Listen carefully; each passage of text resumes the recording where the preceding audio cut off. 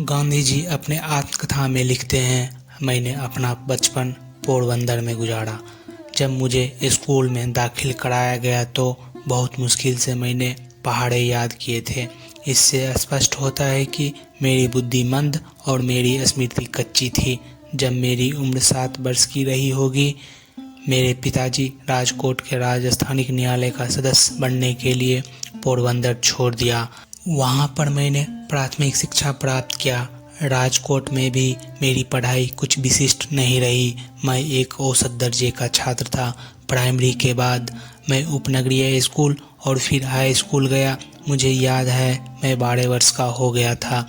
मैंने कभी किसी से झूठ नहीं बोला, चाहे वे मेरे अध्यापक हो या मेरे सहपाठी। मैं बहुत शर्मीला प्रकृति का था। मेरे पुस्तकें और मेरे पाठ ही मेरे एकमात्र साथी थे। स्कूल में एकदम समय पर पहुंचना और जैसे ही स्कूल खत्म होता मैं सीधे घर की तरफ दौड़ जाता। यही मेरी दिनचर्या थी। मैं किसी से बात करने से कतराता क्योंकि मुझे डर लगा रहता कि कहीं कोई मेरा मजाक ना उड़ा दे। हाई स्कूल के प्रथम वर्ष के परीक्षा के दौरान मेरे साथ एक घटना घटी। मिस्टर गाइल्स, जो मेरे शिक्षा निरीक्षक थे, वे निरीक्षण करने आए। उन्होंने हम सबको 5 शब्द अभ्यास के तौर पर दिए।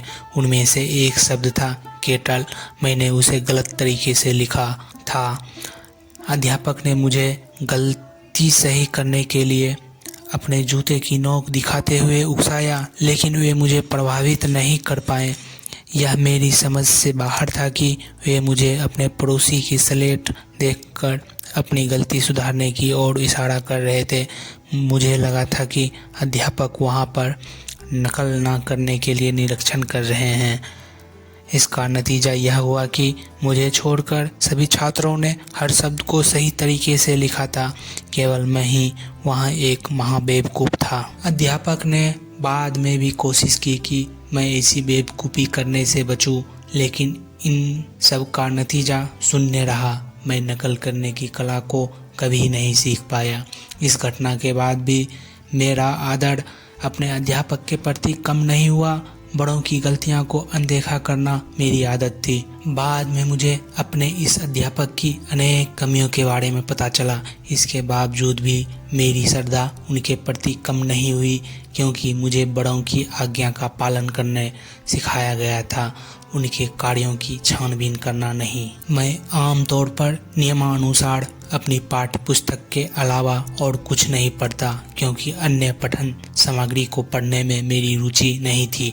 प्रतिदिन दिए गए अभ्यासों का करना मेरी आदत थी, क्योंकि मुझे अध्यापक द्वारा प्रताड़ित किया जाना उतना ही नापसंद था जितना उन्हें किसी प्रकार का धोखा देना। एक बार मेरे पिताजी द्वारा खरीदी गई एक पुस्तक पर मेरी नज़र पड़ी। यह थी सरवन की पितृभक्ति। मैंने इसे अत्यंत रुचि से पढ़ा। इसी दौरान चलते फिरते खेल दिखाने वाला हमारे घर आया। मुझे दिखाई गई तस्वीरों में एक तस्वीर थी जिसमें सरवन कंधे में झूले की तरह लटकाए गए पलड़ों में अपने माता पिता को उठाए हुए थे। पुस्तक और तस्वीर ने मेरे मन में अमिट छाप छोड़ी। मैंने स्वयं से कहा, यह एक उदाहरण है जिसे तुम्हें अपनाना है। सरवन की मृत्यु पर उसके माता पिता का करुण रुदन मेरे मन में अभी भी सजीव ताज़ा है। अंदर तक पिघला देने वाली उसकी धुन ने मुझे बहुत विचलित किया। फिर मैंने उस धुन को अपने छोटे से बाजे पर बजाया जिसे मेरे पिताजी ने मेरे लिए खरीदा था। इसी दौरान मैंने अपने पिताजी से एक नाटक कंपनी द्वारा खेले जा रहे नाटक में जाने की अनुमति ली थी। यह नाटक था हरिश्चंद्र की। इसने मेरे दिल को कब्जा कर लिया था। मैं इसे देखते कभी नहीं थकता, लेकिन मुझे इसे देखने की इजाज़त कितनी बार मिलती, यह मुझे झंझोड़ता रहता। और ना जाने मैंने कितनी बार स्वयं को हरिश्चंद्र पात्र के रूप में अभिनीत किया। दिन रात मैं स्वयं से एक ही प्रश्न पूछता, क्यों नहीं सभी लोग हरिश्चंद्र की तरह सत्यवादी होने का अनुभव करते, सत्य का अनुपालन और उन सब कटु अनुभवों से गुजरना जिसे हरिश्चंद्र गुजरे थे। ऐसा आदर्श स्वरूप मुझे प्रोत्साहित करता था। मैंने हरिश्चंद्र की कहानी पर यथार्थ की तरह विश्वास किया। इसका विचार मात्र ही मुझे रुला देता था। मेरे साधारण ज्ञान मुझे बताता है कि हरिश्चंद्र इतिहास का हिस्सा नहीं थे, फिर भी दोनों चरित्र हरिश्चंद्र और श्रवण की मेरे लिए वास्तविक चरित्र है।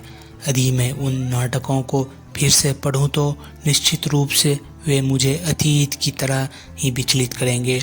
इसी तरह बापू बाल अवस्था से किशोरावस्था में जाने ही वाले थे, उनका बाल विवाह कर दिया गया। दोस्तों, अपनी कीमती समय देने के लिए बहुत बहुत धन्यवाद। हमारे चैनल को सब्सक्राइब कर लें ताकि हमारे आने वाले वीडियो प्राप्त कर सकें। आपको ये कहानी कैसी लगी हमें कमेंट में ज़रूर बताएं। धन्यवाद।